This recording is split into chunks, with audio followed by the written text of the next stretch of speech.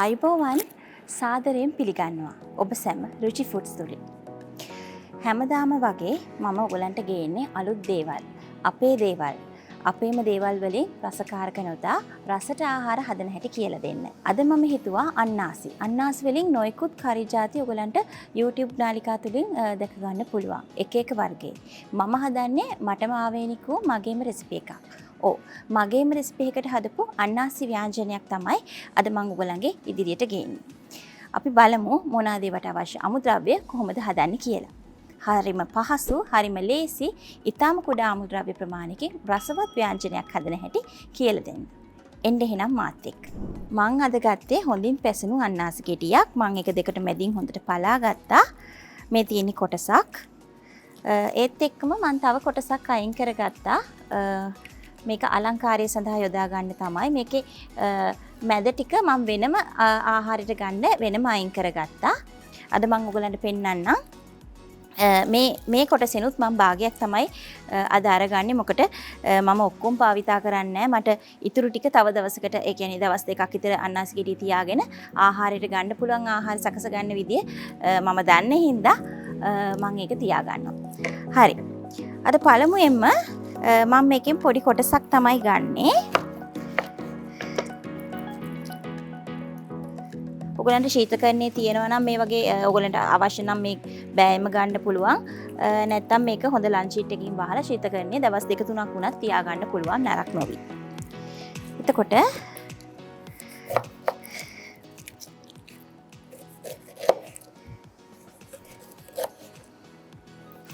මේ වගේ කපා ගන්න.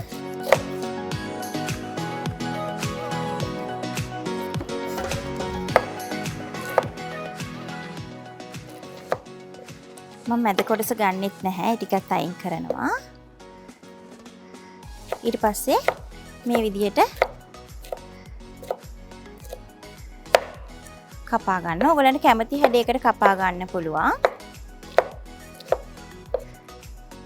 මීට ලොකුවට ඕන නම් ලොකුවටත්, කුඩාවට ඕන නම් කුඩාවටත් කැමති විදිහකට කපා ගන්න පුළුවන්. හරි, මම ඉතින් මේ ටික මෙහෙම පැත්තකින් තියා ගන්නවා කපාගෙන. එතකොට මට ලේසියි, මම කපලා පැත්තකින් තියාගත්තාම මට ඉක්මනට ආහාරය සකස ගන්න පුළුවන්. ඒ හින්දා මම ඒ ටික අයින් කරනවා.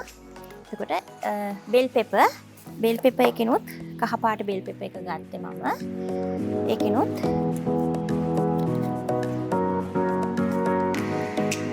මම පොඩි කෑල්ලක් තමයි යොදාගන්නේ. අපි ආහාර තියනවා කියලා ඔක්කොම එකපාර අරගෙන නාස්ති කරගන්න නරකයි. මේ දවස්වල කොහොමත් අපි අර පිරිමැස්මෙන් ආහාර සකසනකොට භාවිතා කරන්න පුහුණු වෙන්න ඕනේ. මිරිස් කරලකුත් දාමු නේද? දැන් මේකේ වර්ණයත් අපි හිතනවනේ නේද? ඉතින් මම වර්ණය ගන්න කොළ පාටත් එකතු කරගන්නවා.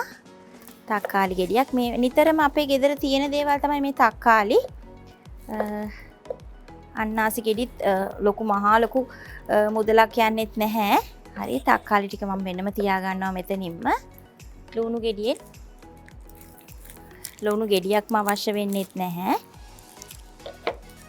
ඔයගලන්ට මේක බුරියානි කන්න, ෆ්‍රයිඩ් රයිස් කන්න මේ ව්‍යංජනය ගන්න පුළුවන්. ඒ වගේම කහ බත් වලටත්, විශේෂිත බත් වලට මේ ව්‍යංජනයත් එක්කත් ආහාරයට ගන්න පුළුවන්.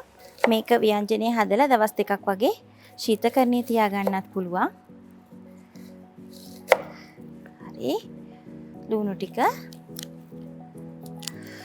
සුදු ලුණුත් මම සුදු ලුණු රස ගොඩාක් ඉස්සර කරන්නේ නැහැ. ඒ හින්දා මම බික් එකක් වගේ තමයි භාවිතා කරන්නේ. අරගෙන මම තලා ගත්තෙත් නැහැ. මම හීනියට මේ වගේ හීනියට තීරු කපා ගත්තා. ඉක්මනින්ම කාලය යන්නේ නැතුව හදා ගන්න පුළුවන් මේක. ඔයගලන්ට හදලා දවස් 3ක් වගේ කාලයක් මේක තියා ගන්නත් පුළුවන්. එක දවසින් හදලා නරක වෙන්නේ නැහැ. මම මේ ටික වෙන වෙනම මෙහෙම කපා ගත්තා. ඔයගලන්ට දැන් පේනවා ඇති. දැන් අපි ආහාරය සකස ගන්න ලෑස්ති වෙමු. දැන් මම ලිප පත්තු කරනවා. මේ ආහාරයේ මේ ව්‍යංජනේ ඉක්මනින්ම හදා ගන්න පුළුවන්. අපි එහෙනම් බලමු. ඉස්සෙල්ලාම පොල් තෙල් ටිකක් එකතු කරගන්න.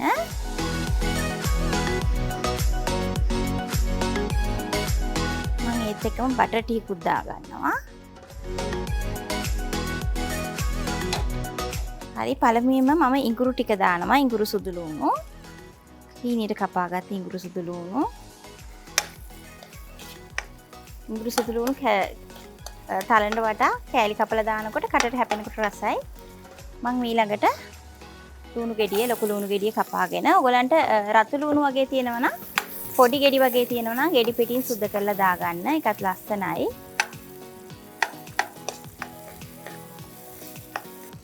ඒකත් එක්කම මම මගේ අන්නාසි ටිකයි බෙල් පෙපර් ටිකයි එකතු කරගත්තා. ඉක්මනටම එකතු කරගත්තා. මම මගේ තක්කාලි ටිකත් එකතු කරගන්නවා.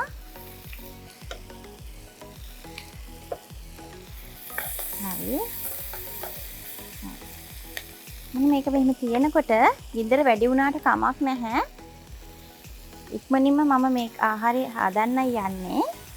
මිරිස් කුඩු තේ භාගයක් වගේ වෙන්න එකතු කරගන්න.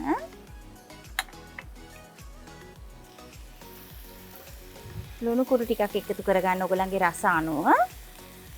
ලුණු කුඩු. මං කහ වර්ණයේ ටිකක් කහ කුඩු ටිකක් එකතු කරගන්නවා. ලස්සන වර්ණයක් එන්න ඕන හින්දා. හරි. ඒත් එක්කම සොයා සෝස් එකතු කරගන්නවා මම. තේ හැඳි දෙකක් වගේ වෙන්න එකතු කරගන්නවා.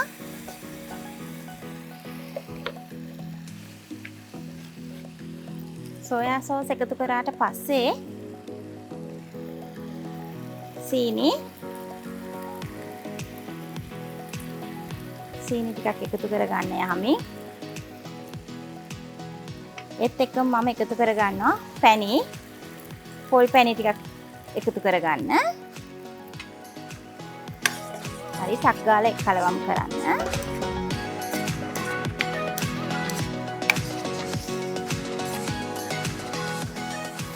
ඉදර ටිකක් වැඩි කරාට කමක් නෑ. මට මේකේ වර්ණය ඕන වෙනවා.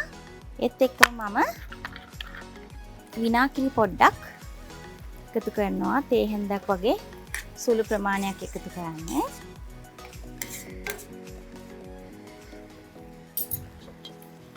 මේක ඉක්මනින්ම එකතු කරගන්න රසවත් කරගන්න පුළුවන් ව්‍යංජනයක්. හරි ඒත් එක්කම ඒක ලිපේ තියෙන අතරතුර මම කෝන් පිටි හැන්දක් අරගෙන දිය කරගන්නයි යන්නේ. තේ හැන්දක් හොඳට මැති. වතුර ටිකක් දාන්න.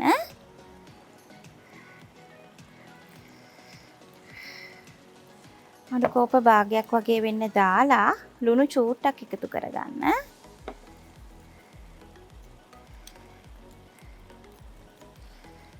මේක දැන් හොඳට කලවම් කරගන්න. හරි.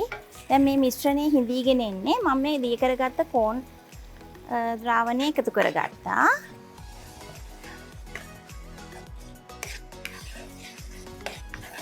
හරි. දැන් පොඩ්ඩක්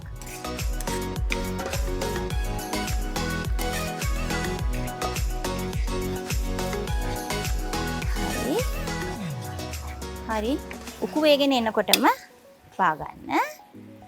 හරි බාගත්තට පස්සේ තලයට ටිකක් එකතු කරගන්න. දැන් කලවම් කරමු. මේක බත් එක්ක හරිම රසයි. හොඳයි. දැන් මම හදන්නේ මගේ මේ ඔයගලන්ට මේ බත් එක තියෙන විදිය පෙන්නන්න. මම මේ පිසගත්ත කැකුළු බත් ටිකක් තියෙන්නේ. එතකොට මම සකසගත්ත මේ අන්නාසි ව්‍යංජනය මම එකතු කරනවා. පේනව නේද ඔයගලන්ට කොච්චර ලස්සනද කියලා. අපි මම හැමතිස්සෙම කිව්වා ආහාරي සකසනකොට වර්ණය ගැනත් හිතන්න කියලා.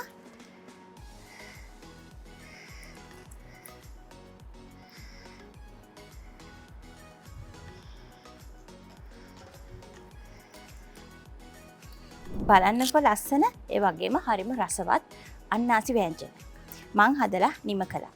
ඕගොල්ලොත් ගෙදරදී හදලා බලන්න ඕනේ. ඕගලන්ට මේ රෙසිපි එකේ මොන හරි ගැටලුවක් ආවොත් මට කමෙන්ට් කරන්න. ඉදිරියේදී මගේ අලුත් රෙසිපි එක සම්බන්ධ වෙන්න. රුචි ෆුඩ් සබ්ස්ක්‍රයිබ් කරලා මාත් එක්ක රැඳෙන්න.